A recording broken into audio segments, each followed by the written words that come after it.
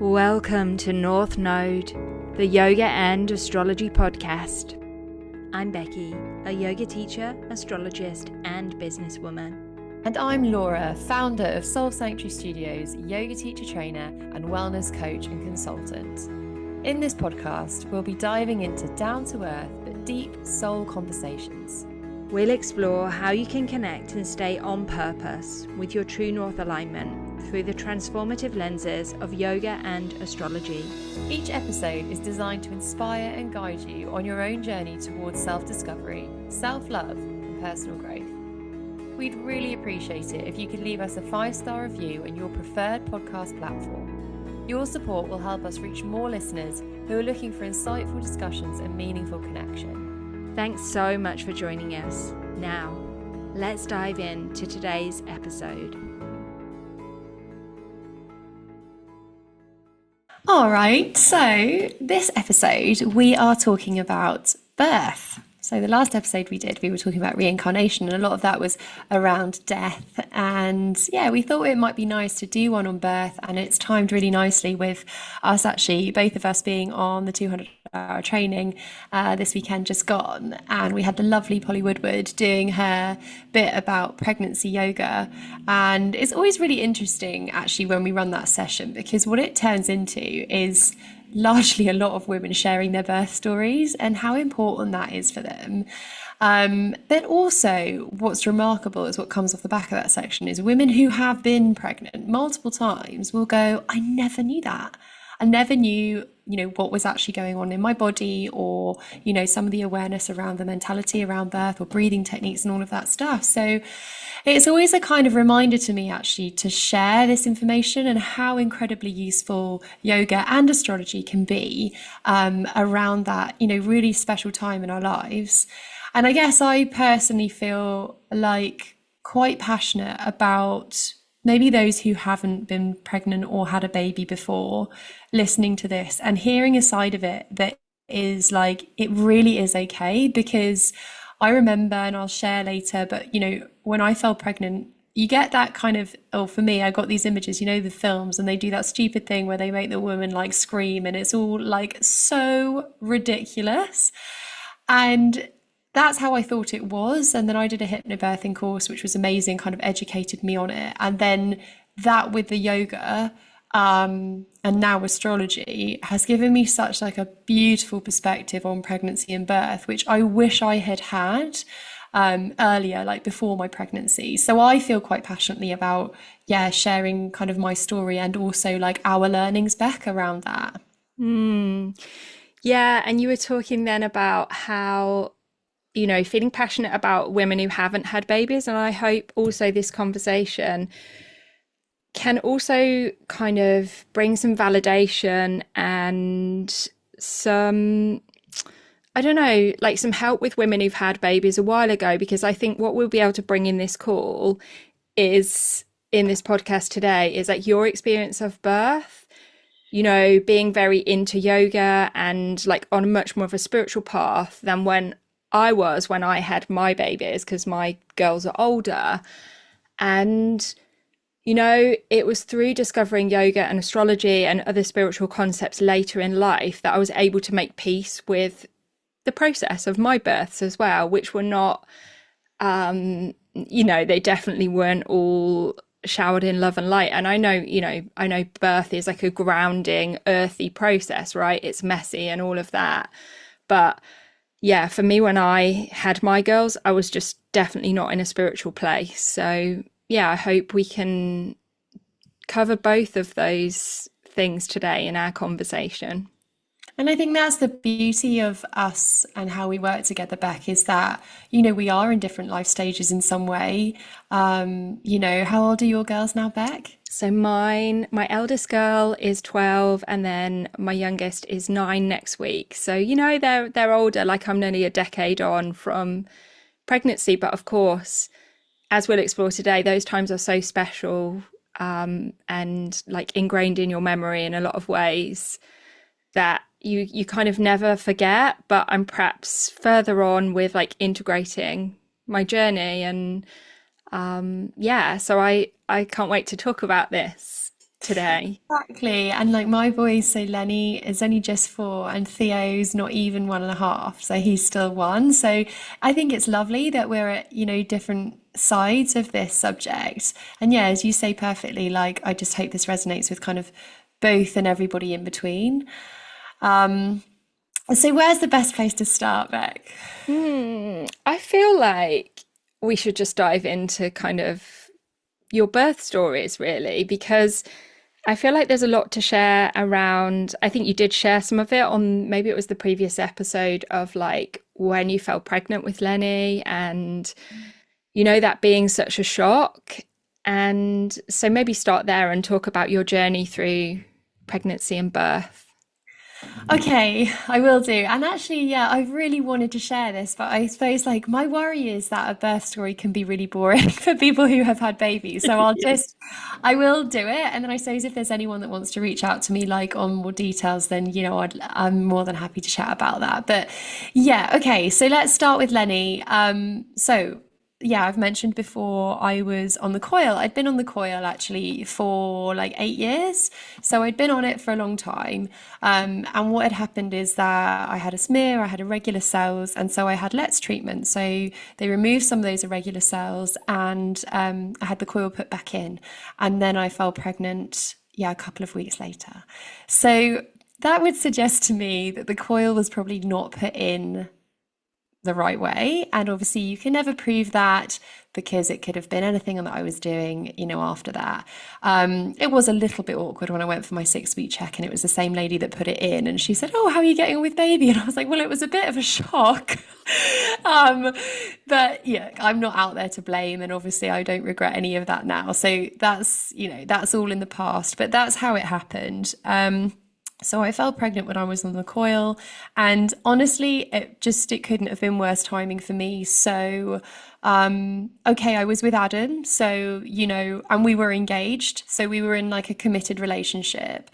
We weren't married. That was something that I wanted to be. And when you're a teenager and you make your life plan, as like naive as that is now, I had always had it in my mind that I would like to be married before I was pregnant.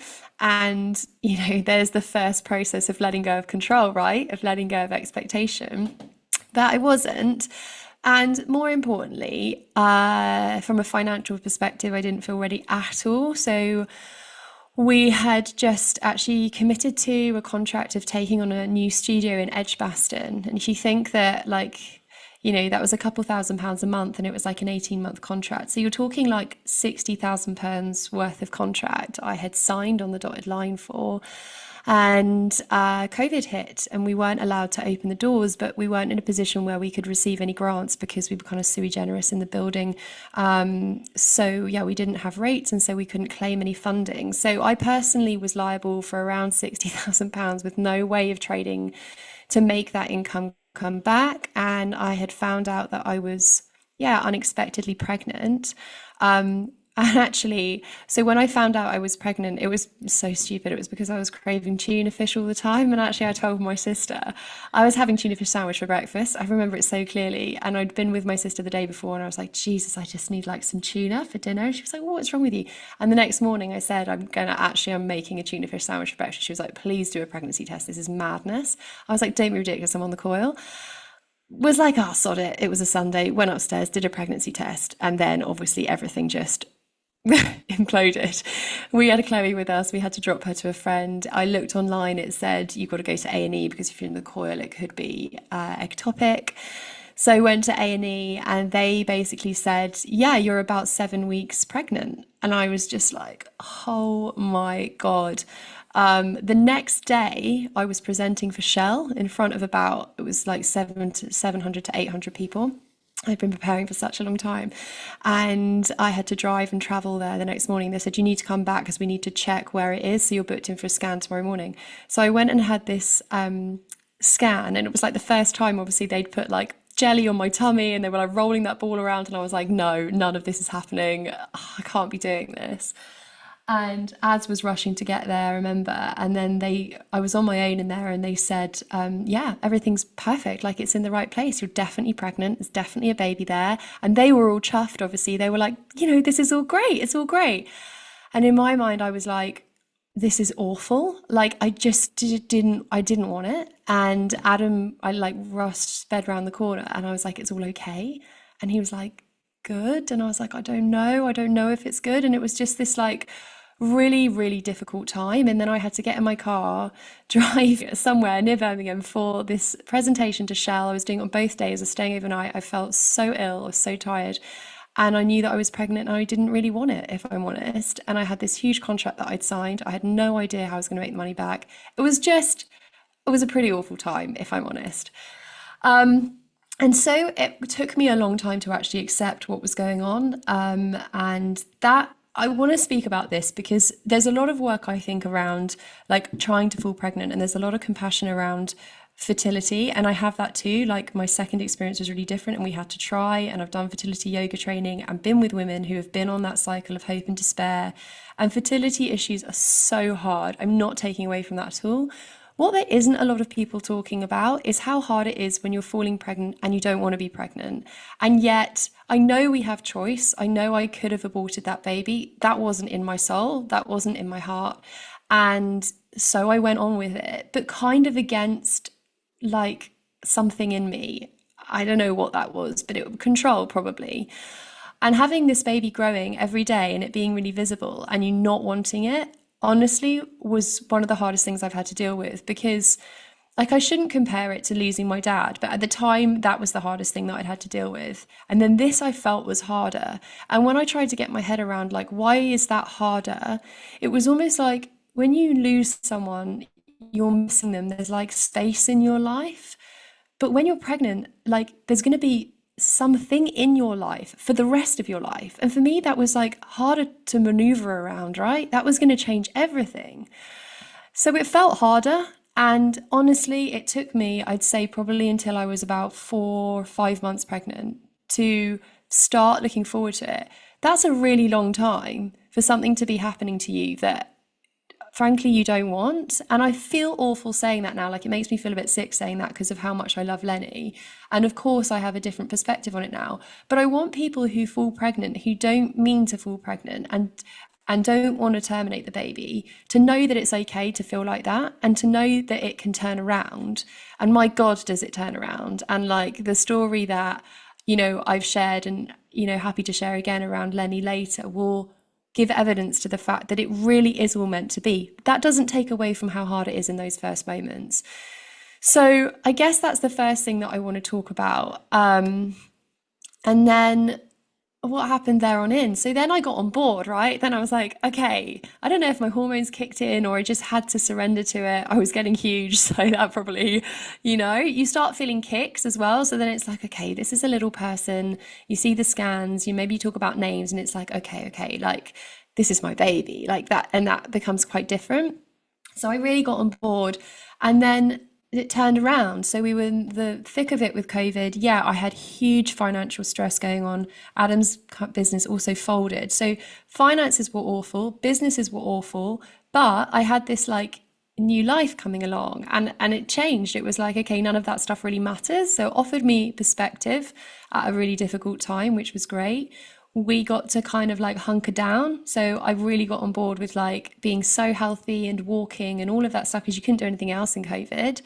I created this beautiful like pregnancy yoga class with other women in COVID who we didn't have NCT. We had nothing. No one came and saw us. We weren't allowed to see family. So I couldn't see my mom or my sister or anyone. So we had each other in this pregnancy yoga group and they're women that I still speak to today. So there were some really like beautiful things that came of it. And then and then it was like coming up to due date and bless him, he was 2 weeks late. And like I laugh about that, but actually that was also a blessing because I was not ready. Like I never felt ready the whole way through. So yeah, at least 2 weeks gave me like a bit more time to be like, okay, now I'm a bit ready. Like you can come now, which was great. But that was a real eye opener to me because then I had to learn about like intervention and, everything was all good up until that point. So I was not high risk. So they were like very much, this can be a natural birth. But when you start going, 40 plus weeks, and actually what's really interesting is that that's different in UK and France. So in the UK, they want to start inducing you around 41 weeks.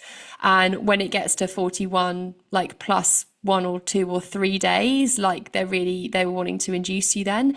But amazingly, when it comes to doing that in France, it's like 42 weeks. So I had that in my mind as well because I'd done this hypnobirthing course and they were like pushing induction quite a lot because I was late. And I really wanted to do it naturally. And I had in my mind that, well, in France, they do it later. So I was like holding out. And it's this balance, like, and you'll probably talk about this, Beck, and anyone that's been pregnant will know that you have this kind of, sadly, a bit of a battle going on where even with the hypnobirthing, it was very much like trust your body and then almost trust your body more than the medical advice. And then that's really dangerous and difficult because then you have got medically trained people telling you, no, but I think you should be induced. And it's such a hard position to be in when you're going, I mean, I know nothing, right? I'm just a pregnant woman. I'm not medically trained in any way. My gut is telling me no, but you, all of you, everyone I speak to at different appointments is telling me be induced. And this is kind of how it goes, or at least that's how it's been for me during my pregnancy and birth, is that you're told to listen to your intuition, but then you're told to get medical intervention because they're basically trying to lower risk. So they generally want to kind of intervene so that it's all medicalized and, you know, you're put on a process and a system.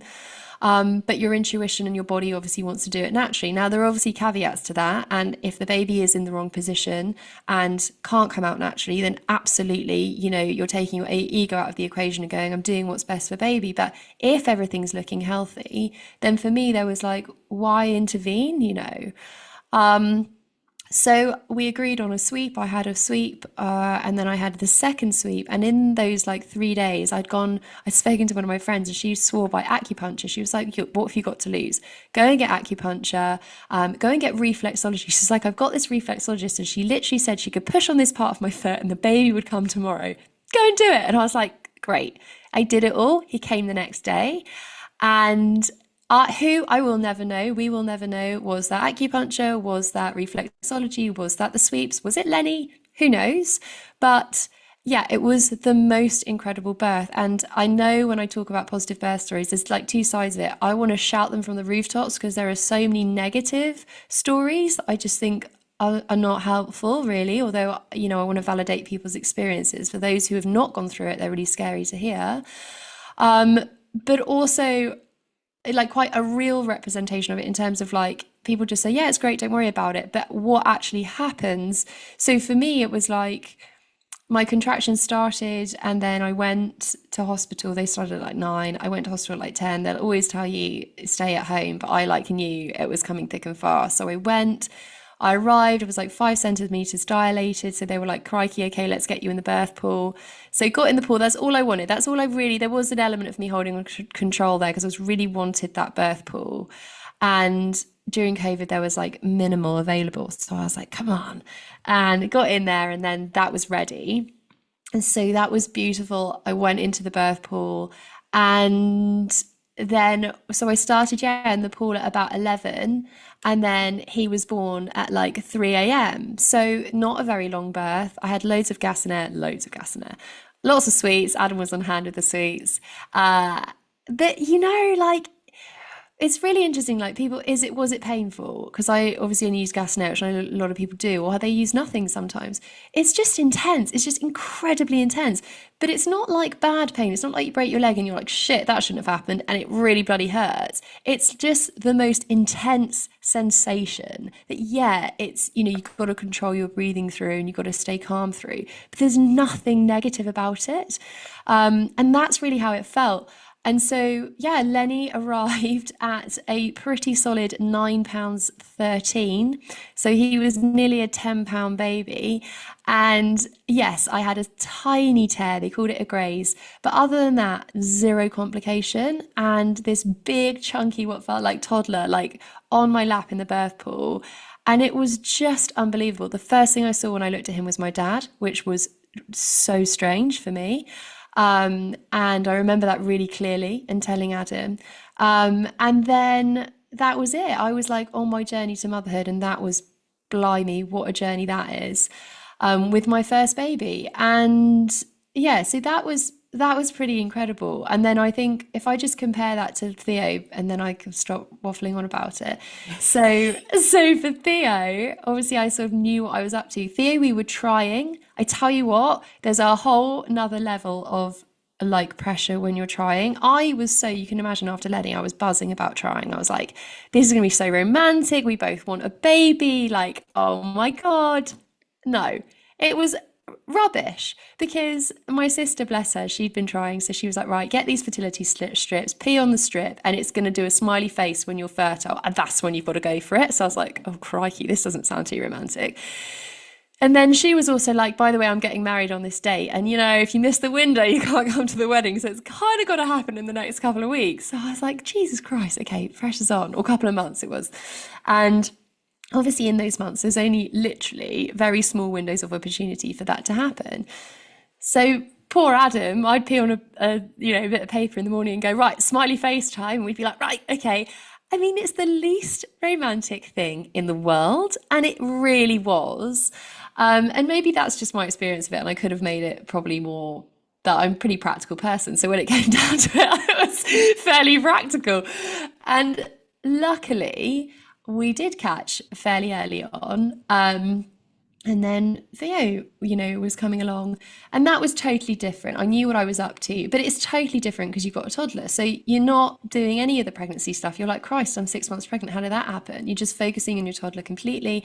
And to be honest, same when Theo was born. It was like I strapped him onto me in the carrier and just looked after Lenny.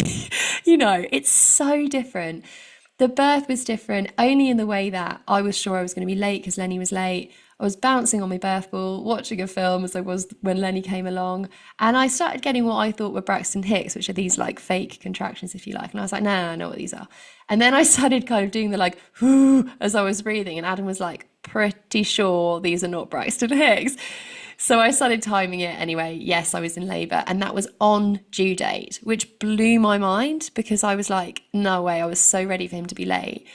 And then I went in. So again, I think they started at like 11, went straight to hospital because they said it could be quick. And my first birth was fairly quick. Jumped in the birth pool. Lovely lady had it ready for me. God, midwives are angels. And he was born at like 1 a.m. So that was literally 2 hours. And I could not believe how quick that was. And like, this is probably too much information, but this is important because I read before I had Lenny's actually birth that it could be like an orgasmic experience, and people are going to go, shut up, like it's not true. And I won't say it feels like an orgasm, okay?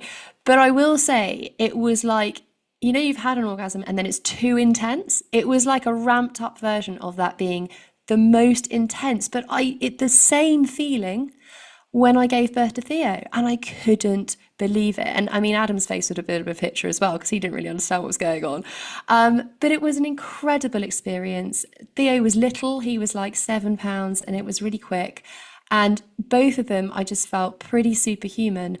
And that gives me, I hope, also gives other people like it can be amazing. And the things that got me through those births were 100% breathing. And yoga is the thing that set me up for that, for sure. I would have had no idea how to do that before yoga. But also, okay, yes, I was in good shape because I'd done yoga, so that probably helped. The baby's position, because when you do yoga poses, it does help, puts baby in an optimum position. And mindset, because I think what it is, and listen, like I want to caveat this really quickly because women who are listening to this who won't have had a natural birth will go, I had all of those things, it didn't work out. Ultimately, I think baby's going to do what baby's going to do. And you've got to put baby's like health and safety first. But if it's all okay, I think these things really help. So the breathing, the position of the baby, your fitness, but the mindset. And the mindset, I mean, and I see this now in women when they're pregnant, I'm like, oh, I really hope you can get to that place. It's basically, for me, it's about resilience training. And I don't mean that you become tough. I mean that your capacity to take on stress and it kind of not bother you is higher. So, when you do yoga, you learn all these tools to cope with stress. So then if life gets really stressful and you're still okay, it's kind of the same in the birth process. It's like, yeah, this is really hard and I'm okay. And I think you're just able to stay calmer throughout the whole process. And And that for me is what it's all about. Like if anyone said to me, what's your like top tip? Like ultimately, your body is going to do what your body's going to do. We are designed to give birth. So all that happens, and this is so crude, and I'm sorry, like you can skip this for the next 2 minutes if you want. But for me, it was like an experience of, when you've got horrendous diarrhea. Sorry, I did warn you. And your body just takes over. There's actually naff all you can do about it. That's how it felt to me giving birth. And if I had panicked and tried to hold on or restrict, it would have stopped it. But instead, I just kind of went, yeah, I can feel that happening. I can feel my body taking over, and I'm going to be okay with that, and I'm going to breathe through it. It's almost like the mind needs to step out of the body's way. And that is what I think yoga was amazing at. I was able to kind of go, yeah, I can feel it. I'm totally connected. I know how I'm breathing, and I'm going to let my body do its thing now and trust and not feel scared. And that is a mindset that allows the oxytocin to come through, which really helps progress a birth. Like there's a lot that mindset has to do with it. So I think, yeah, physically, your health, baby's position, but mindset as well is massive. And all of that with an incredibly large asterisk that says only if it's possible, depending on all the other stuff that's going on in birth and mainly baby's position, because no one can control that, right? Yeah, I feel like pregnancy and birth definitely teaches you that, doesn't it? Like, you're not in control of everything in your life, and then you have a baby and you realize, I mean, for me, when I had Hannah, like I'd read all the books about having a baby, and my baby was going to be born, and then she was going to fit into this perfect routine. And honestly, she was like a really challenging baby. I mean, it was a challenging pregnancy and a challenging birth, and she was a challenging baby. And I realize now, through a spiritual lens, what that was teaching me, and it was to let go of control. You cannot control everything, and to get stuck in and get messy. So yeah, I can definitely kind of relate to what you're saying there about things don't always work out how you imagine them to when you're pregnant. And if your pregnancy is not easy, sometimes there's like a spiritual reason for that as well. Like there are people that like this is their life's work to talk about birth and how it can represent, the portal really into life. And what's missing in the West and in the hospitalization that we have around the birth process is really like spirituality. It's completely absent. It's all about the physical, and I know it's a hugely physical experience, but there's absolutely no spirituality. And I think that's really sad, when I hear your story, and I was kind of writing some notes as you were talking, and even like your story to getting pregnant in the first place, when we look at your birth chart, and you've got Laura has so many Capricorn placements in her first house of self, and that's like a lot about control and a lot about, it's really enlightened selfishness. It's this like need to actualize self in this lifetime and be successful. So you can imagine how like pregnancy that you didn't plan is going to disrupt that. But then we know your South Node in Cancer and where Chiron is as well, it's this sense of forced caregiving. And, there's nothing like having a baby that you didn't ask for to kind of make you integrate that, right? And it's like not about running away from that, but it's like, how can I integrate that and still move towards, this self-actualization, this being successful. But obviously having a baby and having children in the mix completely changes that. And, having seen you go through all of this and doing your teacher training, like I think like the second year that you did it, and I remember on that training, I think one day you were like, okay, tonight your homework is to go home and like basically pretend that you're on a Vipassana meditation. You can't talk to anyone. And I remember me, and I think it was Emma as well. We were like, yeah, but Laura, we got 2 kids at home. Like if we go home and not talk to them, like that's not gonna, like, this is not gonna happen. Yeah. And you were like, yeah, well, there's people kind of not make excuses, but you were like, you've got to find a way to do it. Why do you still talk to me? I know. But like we did our best with it, Yeah. and then it's like now I see this like more rounded and integrated and softer version of Laura that gets that.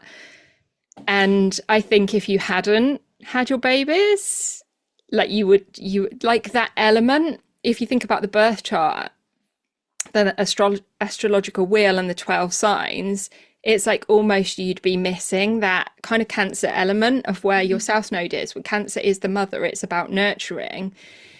And we've all got to sort of have access to all 12 of the archetypes. So if you hadn't had that experience, like you wouldn't perhaps be able to speak from that archetype, which is so important, right? And important for you, especially with your South Node being there. So yeah, I've like witnessed Laura's evolution, and yeah, it's incredible when you're looking at it from kind of that perspective, really.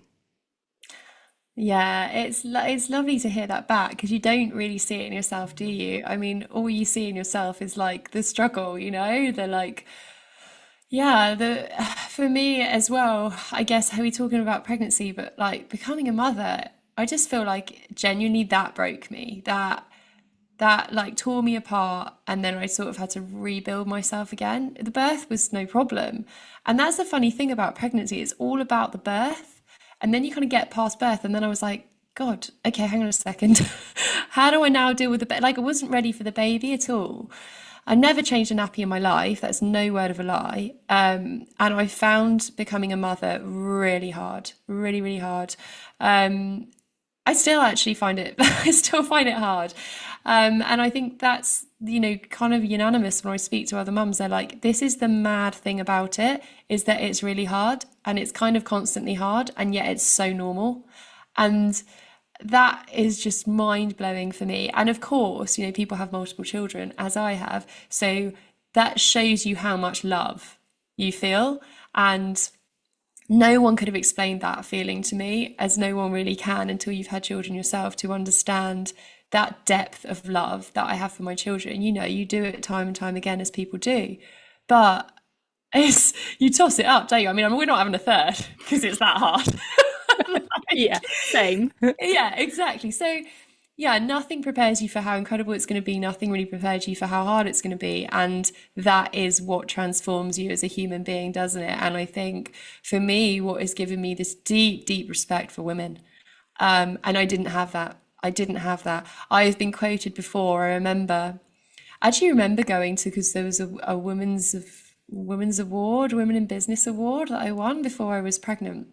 And I remember being in this room of women, and they were all kind of tottering around in their heels, and they had the lipstick on. And I remember feeling like everyone's annoying me. I was like, I hate all this, like, ugh, this, like, it's too much woman. There was too much like lipstick and bouncing around. It felt like I was in like Legally Blonde of like business. And I was like, this is ridiculous.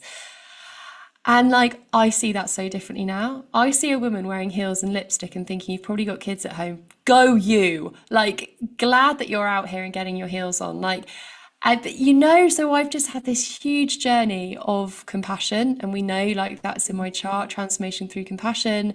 And that's what I get served. I get served these pretty difficult lessons, as we all do, but I can now see them as, they are my opportunities to grow, to evolve as a person. And it's really nice to hear that back, because you don't always see it yourself, do you? You just see like the mess. Yeah, yeah. And I think as a mum, especially when your kids are little, you're just so caught up in the day to day that sometimes it's hard to kind of see that bigger picture and reflect like, yeah, actually, like this really has helped me grow, and also like evolved your teacher training, like as a result. Yeah, yeah, massively. So come on, Beck, let's hear your story. And yeah, well, as much or as far along down the line, I guess, as you feel comfortable with. Yeah, so I really wanted a baby, really, really desperately for quite a long time. And I'll be honest, like my husband was not open to that for quite a while. So it was this journey of like really desiring a baby and thinking it was going to be like complete me and it be like this perfect story. And so first of all, I had a miscarriage, and that was really challenging. You know, it's like I was at work when it happened. I was actually out visiting a client, and I was started bleeding, and I was in the car. I think we stopped at the services on the way back, and I was obviously, nobody knew because I was, in that first trimester. So I didn't tell the guy that I was with, and I kind of acted completely normal. I think I went home and, yeah, obviously, like I told Steve and I told my mum, and I was crying and everything. And then I went to work the next day. Like, even 12 years ago, like I feel like the world was a harsher place than it is now. And I went to work, and I remember telling my boss at the time, like, this has happened. He didn't know I was pregnant, and I was like sobbing, like real ugly crying in his office. And he was like, "Oh yeah, I'm really sorry. Well, you can try again. This is what people always tell you when you've had a miscarriage. You can try again. It wasn't meant to be." And I was actually going on holiday the next day as well, which was good, but it was also awful, because holidays give you so much space, right, to process. And I think I just spent I got really ill. I actually got food poisoning on that holiday, and it felt like my body was just purging, and it was really bad. But I remember my boss saying to me, "Okay, but you will still like get that quote out that needs to go out before you go today, won't you? Like, you're okay to do that." And me just carrying on and doing it. And like, this is a story of my life, really, of like, carry on, keep going, put everyone else first, put work first before yourself. And I was really lucky, actually, because I got pregnant. I don't think I got pregnant the next month, but the month after that, I fell pregnant again. And, when you're pregnant after having a miscarriage, that's hard because you're just in this state of paranoia. And, knowing what I know now about the nervous system and how that transfers to essentially like the growing fetus inside you. And I often think babies are a reflection now. I didn't know this at the time, but of your nervous system at the time that you were pregnant. And my nervous system was completely dysregulated through that pregnancy. And when I had my 20-week scan, the baby was breech. And basically, she didn't move for the whole pregnancy. So we kind of got closer to the date, and they were like, "Yeah, this baby's not moving." And they offered me, I can't remember what it's called, but the thing where they like manipulate the baby and turn her. And for me, that just felt like a hard no in my body. I was like, no. And I was very disconnected from my intuition, actually. But I think in pregnancy, I guess like your higher self, or whatever you want to call it, knows things that you don't know. And that was something I was just not prepared to do. And so I got booked in for a cesarean a week before my due date. So I knew exactly when my baby was coming, which suited me, with the way that I lived my life back then. And yeah, so we had this cesarean birth that I knew I was having, and I was kind of okay with it, to be honest. But when she was born, she just wasn't ready to be born. Looking back, like physically, she wasn't a tiny baby or anything like that, but her digestive system was not fully developed. And we really struggled with like colic, and she had silent reflux. And honestly, the first 3 months of her life were just horrendous because she didn't sleep. I didn't know what I was doing. I was recovering from obviously like major surgery. It was really hard, and she was struggling to adjust to life right on Earth, like that fourth trimester that I didn't know anything about back then. There weren't books like that, or certainly, they weren't in my field of awareness. And yeah, it was really hard. And I spent most of those first 3 months like crying, essentially.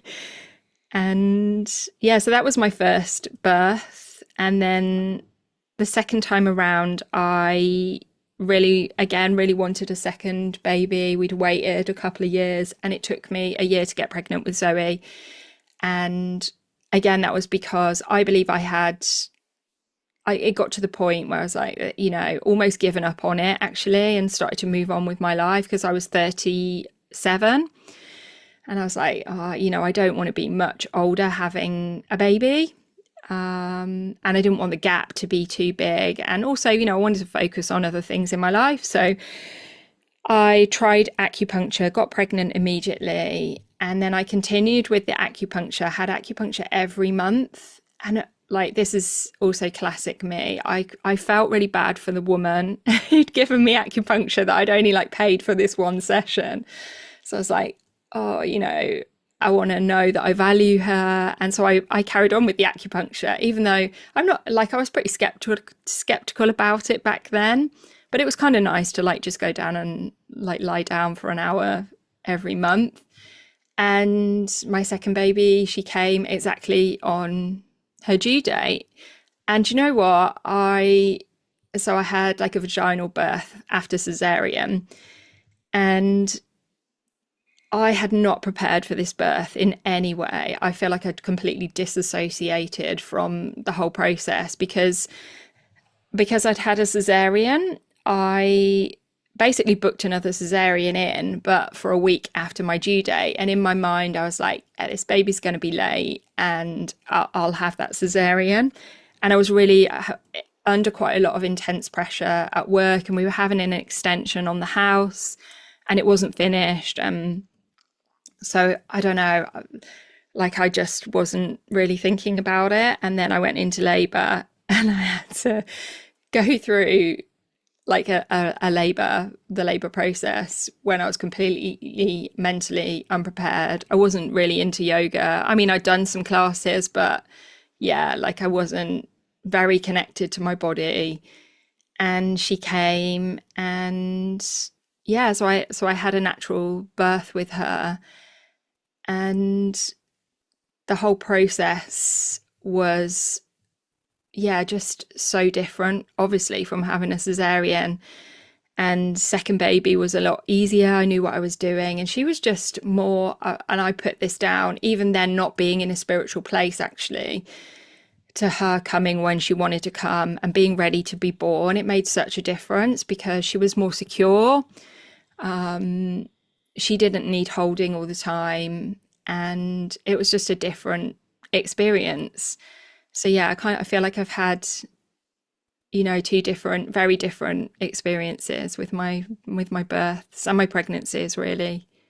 What would have helped you now if you had wanted to prepare for that natural birth? Like, what would you kind of say to someone who's going into that? What would help them? Uh I think it's really about connection. If you go back and listen to the connection episode that we did, and to me, I was miles off from that place back then. And also like surrendering to what is meant to be.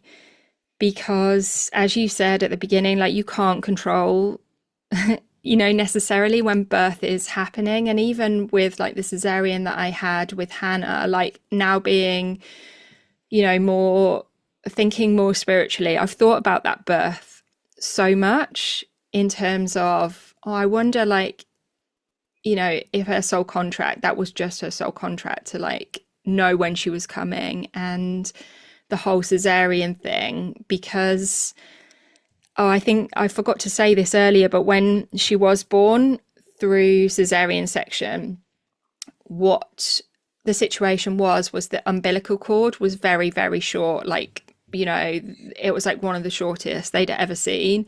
And they were like, that's why she was breached. She couldn't move. And she didn't move a lot in pregnancy, but I didn't know that. And if I'd had the maneuver thing where they turn the baby, it could have like ruptured the placenta, and that would have been like emergency situation. So I do feel like to a certain extent I was guided, and I think that will be my message, really. You're always being guided, like, things are happening as they're meant to. And if you end up having a cesarean that you hadn't planned, it's kind of letting go of that you've done something wrong, or, you know, that type of thing, really. So I think I would have read different books as well, definitely, because I do like a book. I read a lot of books that were about routine and, like the practical aspects of having a baby. What you needed to buy, what type of nap is, and all of that stuff that really doesn't fucking matter once you once you have your baby. I wish I'd read different books. Like The Fourth Trimester is a really good book because, it's essentially talking about the baby's journey after birth in terms of integrating into human form and why that is really hard for them. I would have read books like that. And I was just, as I was listening to you there, I was just finding one of the books that I read. I was really lucky in the sense that when I got qualified in my 200-hour training, one of my biggest fears for some reason was having somebody pregnant turn up to class and me not knowing what to do with them. And so I went and did my pregnancy yoga training really quickly, and they recommended some books there, which I then read when I was pregnant. So The Heart in the Womb is really beautiful, written by Dr. Amali, and I'm not going to be able to say her last name correctly, but it begins Lokugamage. And the reason that's so amazing is because she is like a qualified doctor, like a Western qualified doctor. However, she is more invested in like spirituality and holistic practices, and she will directly compare like the risk analysis, which is why they try and intervene essentially to reduce risk of death, obviously really important, but then weighs that up against the likelihood that it will all go okay, which is higher, and then the success of the birth rate being at home for her for home births, or natural processes, and it's pretty informed, but it's really holistic. So that is a really amazing book as well. Mother's Breath is gorgeous. There's lots of great literature, I think, around this now. But I fully agree with you. I think connection is a massive part of it. It's like intuition, being connected to yourself, and trusting. For me, trusting. It's like, I think, we talk about neuroplasticity in the brain, which is like we practice thinking away and then it kind of becomes our way. And for me, I feel like, going to pregnancy yoga classes will definitely help. Definitely, because there's things like the breath. I mean, you can literally breathe in a way with like pursed lips, which, helps the uterus. Like you're breathing with its contractions rather than against it, which made a huge difference for me. I will say, actually, for anyone that is going to be, I don't know, have a baby and hasn't had this told to them, I think the reason that Lenny's first birth was slower than Theo's, not that it's a race, just that I think this is a thing, that halfway through Lenny, so I'd been in the pool for like 3 hours, she was like, "You're pushing the wrong way." And I'm sorry if there's any blokes listening to this, but like I was pushing as though I was trying to get a tampon out, right? Like I was trying to get the baby out my vagina. She was like, "No, no, no, no, push like you're having a poo." And I was like, really? Because that's not where it's coming out. But oh my God, that changed everything. Then he arrived. The next few pushes, I was like, oh, why didn't you tell me that 3 hours ago? So I wish somebody had told me that. And I'd done the hypnobirthing course and I didn't know that that was a thing. So yeah, I think there's a like connection to yourself, intuition, being as informed as you can be in quite a holistic way is all, so important. But, as you say, if life hasn't taken you to the point where, what I was going to say, the neuroplasticity is like you've been practicing a way of being kind of on a surface day-to-day level. For me, then at some point, it like drops into your coding. Like you just become, your way of being changes. So you just become more relaxed. You just become more trusting. Not because you're trying to be, just because you've been practicing that for such a long time that you then are. That for me is then like, that's going to make things a lot easier. And that's, I think, what like being dedicated to a practice is, or a way of being. 200-hour training is like there's a commitment to a way of being, and that's when you can really see like these massive resilience tools in people, which helps you through any massive life challenge, but birth certainly being one of those, when it's so related to the chemical process in the body and you needing less cortisol, stress hormone, and more oxytocin, the love hormone. Having a generally embedded way of being, which is more trusting, is just going to help that so much. I completely resonate with that. if I were to have a baby now, so like, I'm 8 years on from doing my yoga teacher training, in it, they say it takes 7 years for all of the cells in your body to renew. So the moment that you start practicing a way of being, it's not going to be fully embedded in your cellular structure, in your DNA, in your nervous system for 7 years. And I feel like, oh my God, I'm a different person than I was like 8 years ago. And I think now if I was having a baby, it would be such a different experience. I would have a home birth, regardless of the fact that I'd have had a cesarean previously, because I completely trust my body and I completely trust, God, the universe, whatever you want to call it, really. And I would be a different mother. And they say that, don't they? That every child, even though you're the same human, every child has a different mother. And it's interesting, like when you look at someone's birth chart, because the moon can represent your mother in your birth chart. And so like, when I look at my two children and where their moon placements are, even back then when I wasn't so spiritual, I was definitely more easygoing with Zoe, and that's kind of shows up in their chart, and in their ways of being, because Hannah is quite uptight and quite like very routine focused and very precise in what she does. And Zoe's like much more go with the flow, and she's gentler. And yeah, they're going to be who they're going to be through their birth chart, through their DNA. But of course, your paths are so inextricably linked that, and you being their primary influence when they're babies and young children, for most people, is huge, right? So yeah, I think you're right. It's like your way of being becomes embedded, and it's not like you're trying to suddenly relax or surrender, because there's nothing worse in a way. Like you go to a yoga class and the teacher, I do this, I'm guilty of it sometimes, but you talk about like surrender. How do you, like, you can't try to surrender, like it's a paradox. It's impossible. It happens through the process of leaning into your parasympathetic nervous system and relaxing, because you feel safe and because there's that element of trust, whether that's in the teacher, whether that's in your body, and that applies to so many things in life. It does. And it's funny, I remember we were talking about relationships and you were talking about with your husband and how maybe it would have been different if you'd like had an agreement at the beginning that you do this and you do this. And I was like, yeah, but things change. And it's funny how we can do that, can't we? We can look back, like you look back at your birth process and go, I think I'd be different, or I think I'd do home birth and things like that. But with that element of trust is like I look back on that and I'm like, I was kind of in the headspace for a home birth. But the circumstances that I was in at the time, so I lived with my mum. We've spoken about my mum before on this podcast. Love her dearly so much, and I genuinely mean that. But she's very proactive. And I just know, even if I had said to her, you're not allowed in, and I would have said that to her, she would have poked her head around the corner and been like, you're right, darling. Like she wouldn't have been able to have it. She would have had to have been in there. And that would have just sent my cortisol. I would have like got out the bath raging. So, it's funny how you can't control circumstance. Like we can do all the stuff that we do and we look back and we think we might have done it differently, but you can only do what is available to you at the time. And yeah, a home birth was not on the cards as much as I love her, for me. So yeah, it's that, it really is just trusting, like you say. It's just about like doing what you can and then letting go and letting it just, play out how it plays out, right? Yeah, for sure.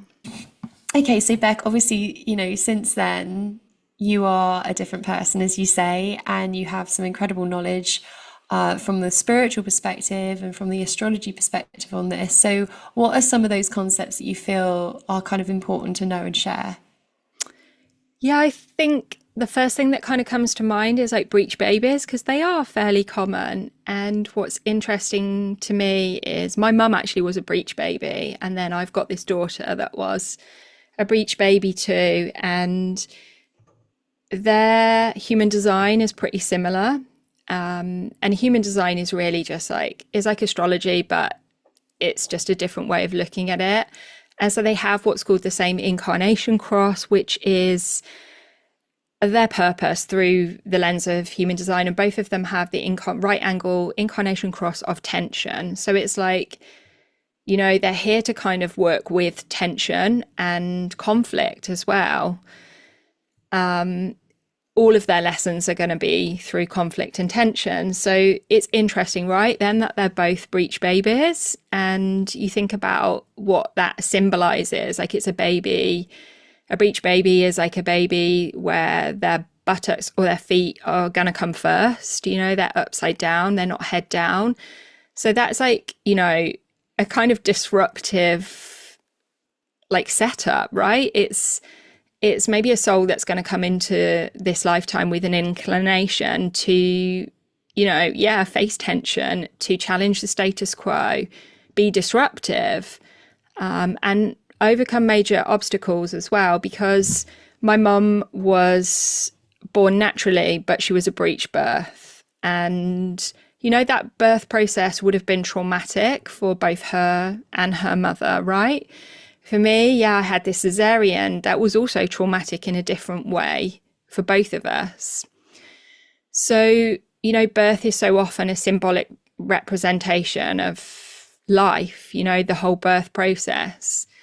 So I kind of feel like they are both here in different ways to navigate difficult situations and face unexpected events, and a sense of learning about adversity, really, before they even fully land in the world.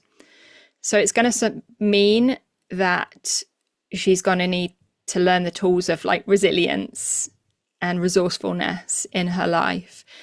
So I think if I'd known that, it would have really helped me come to terms with that and sort of see her as this little soul right from the beginning. So I think that's the first thing that I would say. And then I think, the same could be said of premature babies, right? Babies that are born early, however early they come, is this desire for the soul to want to be born and get started. And maybe that is astrological, they need the certain placements in order to have the best chance of self-actualizing. But this real need to always be first, and that type of thing. And then you can think a lot of, or some premature babies have special needs, and sometimes maybe those special needs are going to go through life in whatever way. I just think there's real lessons in the birth process for the baby and the mother. And it's funny because Hannah and I have talked about her birth as she's gotten older, and I've talked to her about these things, and I think I don't know if her human understands, but I feel like her soul does, her higher self. And there's this understanding that maybe goes a bit deeper than words between us. Maybe it's landing literally in the cells of her body in some way. I don't know. I love that. I've never thought of it like that. Maybe her person doesn't understand, but her soul does. I love to think of that with the boys and Lenny, because I think so much of what you do kind of goes is thankless, isn't it? But it's landing somewhere. That's really interesting. So when do you think, and this is probably an idiot question, but when does the soul, is it when they're born? Is it when they're conceived? When is the soul there for the baby? So what I understand around this, and I did a past life regression that also included some quantum hypnosis healing. So I'm only talking from my experience and my research around this. So I'm not saying this is the answer or fact. And other people might have different opinions about this. What I believe is the soul landing in the body is a gradual process. the soul is existing, in ether, in this like bodiless realm, choosing to be incarnated. And I feel like it drifts in and out of the body during pregnancy. We know the baby sleeps in the womb for longer periods of time and things like that. And I feel like it's a phased thing that happens. And in human design, it's said that the soul is kind of mostly in the body and not out of the body 3 months before the baby's born. So yes, if you have a 40-week pregnancy, it's going to be three months before that. But if your baby is premature, it's going to be 3 months before that. And, that kind of makes sense with what we were saying about, maybe premature babies, having this like real desire to get going with life, that, their soul's like there kind of sooner. And that's kind of what kickstarts the process. For me, yes, like the physical body of the fetus has to grow, but there's a lot around the soul being ready to be born, like grounded into that body, and, the early sort of development of the chakras in the womb. And then I think even after birth, babies need to sleep a lot. And yes, it's because they're growing and, in all the ways, like physically, mentally adjusting to life outside the womb. But I kind of feel my sense around this is, when they're sleeping, their kind of soul is in some way returning to the astral realm. It's what happens to us when we sleep. And I don't know, like getting that guidance from their higher self. They're sort of still getting used to being in the human body. So it's like this reconnection, back with the spiritual realm. When you look into like a little baby, tiny baby's eyes when they're first born, what you feel is just this magic and miracle frequency, don't you? And it's just like this pureness. And what we're sensing, what we're feeling is just that pure consciousness that exists in physical form. So sleep is like this natural bridge really between the spiritual and the physical realms that allow the baby to maintain some connection to their spiritual source of existence while adjusting to like being on earth. So yeah, there's like that whole process I feel around soul integration. And yeah, and I think, to talk a little bit about miscarriage, I think we did cover it maybe a little bit in the last episode about reincarnation. It's like the soul, for whatever reason, doesn't fully anchor in the physical body. So when I had my past life regression, one of the things that we did was go back to that time as well, and like tuned into the energy of that. And it was like this soul that wanted to experience, like literally the division of the cells, but to exit before like the chakra system developed. And it really helped me actually. It sounds like so woo woo, right? But it really helped me make peace with, that pregnancy that hadn't happened. And also, sometimes it can be like the same soul that wants to come back through, and then, maybe the timing is right the next time round. Maybe that's astrologically, maybe it's like energetically. We've talked about how the mother, is evolving.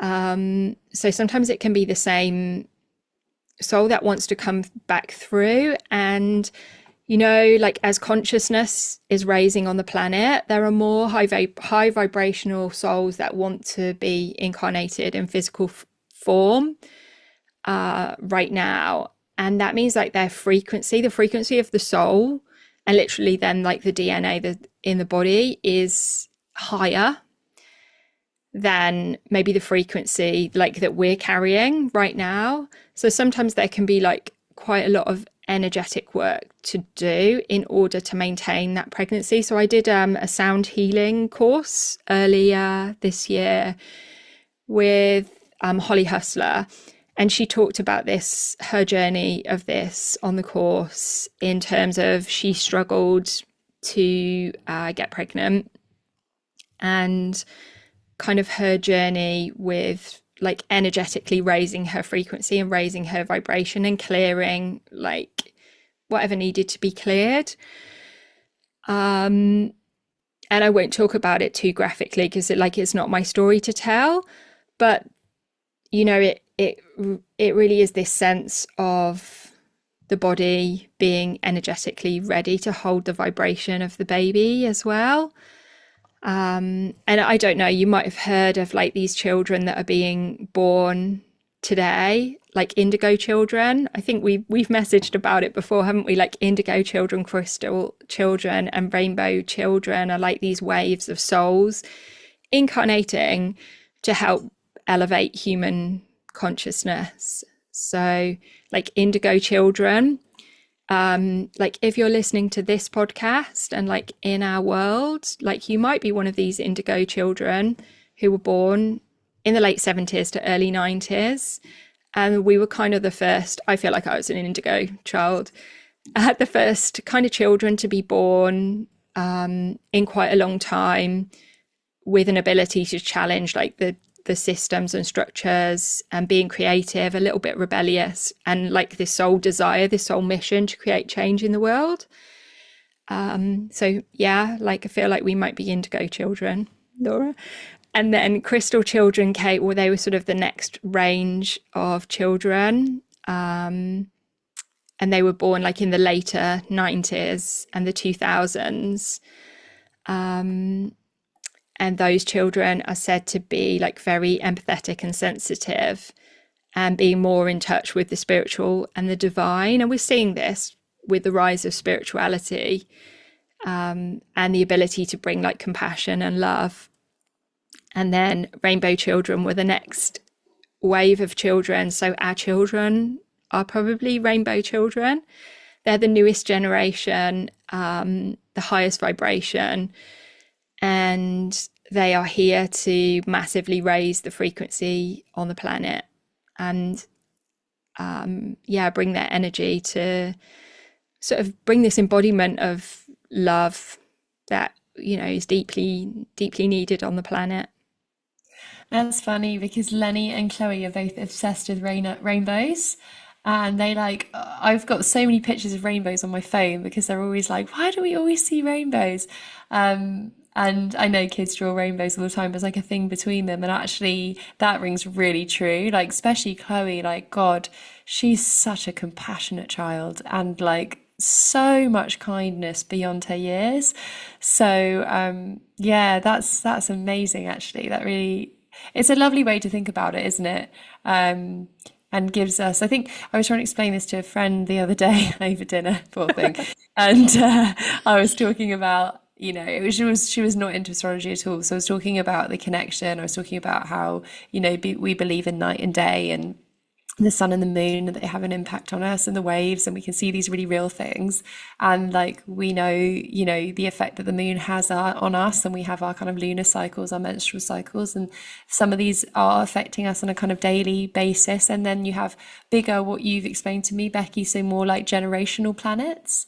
And so they're bigger, they have a bigger mass, they're slower moving, so they have, you know, a kind of bigger but longer term change. And that's, can you connect that? Can you connect these generations of children to those generational planets? Yeah, well, I kind of look at it a little bit differently with the generational planets. So like Pluto changes signs like between every, like it varies because its orbit is not like a consistent orbit, but it tends to be like between 16 and 20 years. So you could look at like, I am like late Gen X and I have Pluto in Libra, and Pluto in Libra is all about like peacekeeping, balance, and that's kind of your journey. And yeah, like really understanding this energy of war and peace. And then the next generation, so like it'll be like millennials, have Pluto in Scorpio.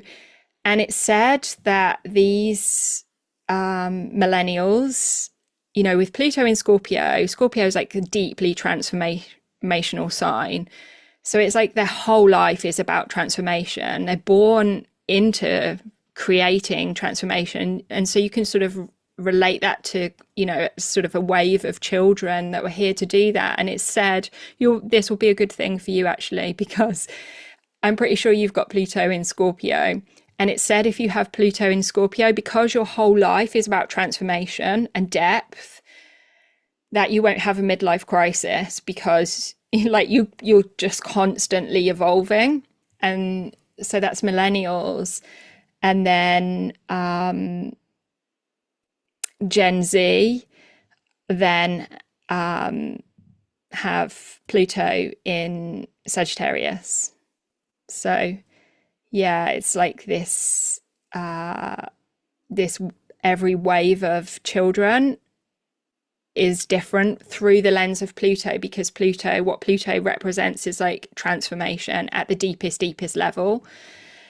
So, you know, wherever Pluto is in your chart, it's like, what are you here to transform, and what is going to be transformed within you? So yeah, you can definitely look at it like that way, with the kind of more generational planets.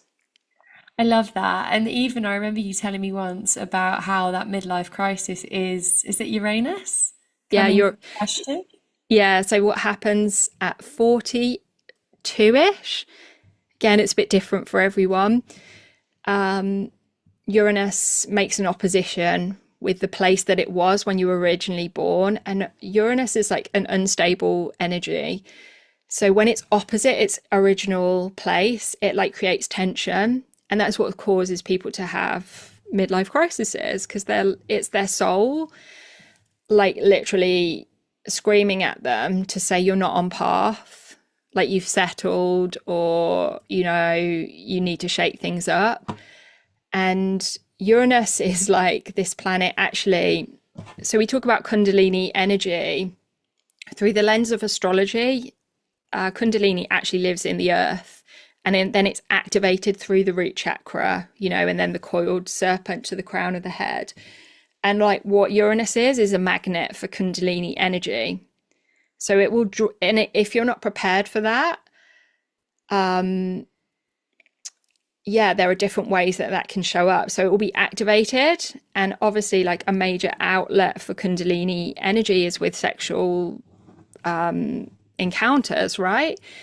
So this is why midlife crises happen. There's this sudden urge and like influx of Kundalini energy. And if you haven't done like work on yourself, that could absolutely show up in an affair, you know, because the Kundalini wants to escape from the body, or, you know, be processed in the body, and it doesn't know how. Like maybe there's been no work done on the heart chakra, you know, and that's the key chakra is the heart chakra. You know, when we come back to love, like that's pretty much the answer to all questions and all problems. And okay, then, so the Kundalini needs to escape. People have an affair, but what does that affair really do? Like it transforms their life. So it's not, yes, it's like a terrible thing to happen, but maybe it's a necessary thing to happen, and it can be a result of that Kundalini energy moving too fast through the body. So yeah, it's like at 40, 42, it's like really taking a breath and looking at your life and, you know, yeah, seeing what needs to change. What are you not doing that is like your soul mission to do? Why are you really here? I love that. And I guess the last thing, because I don't want to keep just asking you questions and now it's like an astrology course. But on that note, we also have the Saturn return, right? And that's more like 30s, isn't it? Yeah, so Saturn return can be anytime, but it's typically around 30. And Saturn is the planet that is about maturity and lessons. So wherever Saturn is in your chart, is like a placement you need to grow into, because it's where a lot of like your karmic lessons are. And so Saturn takes about 30 years to go around your birth chart, to go around the sky. And when it returns to the place that it originally is in your chart is then visited every aspect of your chart and taught you where you need to grow up. And that's right, because you get to 30 and that's when you're said to be an adult in astrology. And you're like, shit, yeah, like I've got to be responsible for myself. Like I need to pay my way. Maybe you're getting married. Maybe you're thinking about having a baby, whatever, or you're moving in with your partner. But that can be a challenging time as well. But it's usually lessons around where do you need to grow up? Or sometimes it can be also like, where do you need to parent yourself? And that doesn't always mean like soft parenting. It can be like, because Saturn can be like the father influence. It's like, where do you need, to grow up? Where do you need to like start putting some money in your savings, or, do those kind of practical things as well? Endless knowledge, Beck. Oh, I don't know about that, but yeah, it's a joy to hear you talk about it. And I hope it gives, people listening an insight into, the meaning behind, birth, but also these life stages that come after that, which I think is so useful and important to have that for kind of expectation management, really.